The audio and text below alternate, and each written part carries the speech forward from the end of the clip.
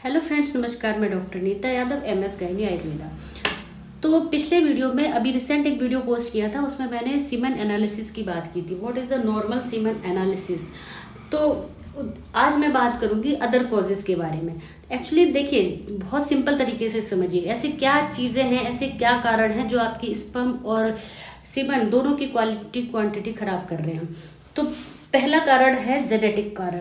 कभी कभी क्या होता है कि पैदाइशी ही किसी को ऐसी बीमारी होती है जिस वजह से स्पर्म प्रोडक्शन या फंक्शंस गड़बड़ होता है। उसमें आता है लाइनफेल्टर सिंड्रोम। इस सिंड्रोम में क्या होता है, जो आपका वाई क्रोमोसोम्स है उसका माइक्रो डिलीशन हो जाता है। सेकंड कारण है आपका क्रिप्टोऑर्काइडिज्म। ये एक ऐसी बीमारी होती है जिसमें जो टेस्टिस हैं वो हमारे नीचे ही नहीं उतरते हैं, टेस्टिस ऊपर ही रह जाते हैं, तो अनडिसेंट ऑफ द टेस्टिस। तो थर्ड है वेरिकोसील्स, यानी कि आपकी जो स्क्रोटम है उस पर जो वेन्स है उनका गुच्छा हो जाता है। डायलाटेशन की वजह से वेन में जो ब्लड फ्लो है वो इतना ज्यादा हो जाता है कि उस पर गुच्छे हो जाते हैं।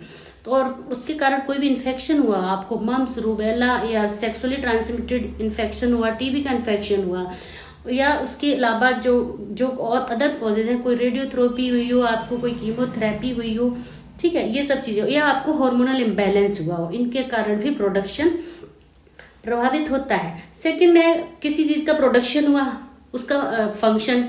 तो फंक्शनल कॉजेज मैं पहले बात कर चुकी हूँ सीमन एनालिसिस में, कि अगर आपके जो सीमन है उसमें स्पर्म ही नहीं हो तो एजूस्पर्मिया हो, या स्पर्म हो तो कम हो, ओलाइगोजूस्पर्मिया, या उनकी जो मोटिलिटी है वो कम हो, एस्टिनोजूस्पर्मिया। ये सब कॉजेज में फंक्शनल सीमन एनालिसिस में बात कर चुकी। थर्ड कॉज है डिलीवरी। अब स्पर्म ठीक है, सीमन ठीक है, अब उनकी डिलीवरी कैसे प्रभावित होती है। सीमन डिलीवरी चैनल से उनमें ब्लॉकेज हो सकता है। ये ब्लॉकेज हमारा वॉस डिफरेंस लेवल पे हो सकता है, एपिडिडाइमिस लेवल पे हो सकता है।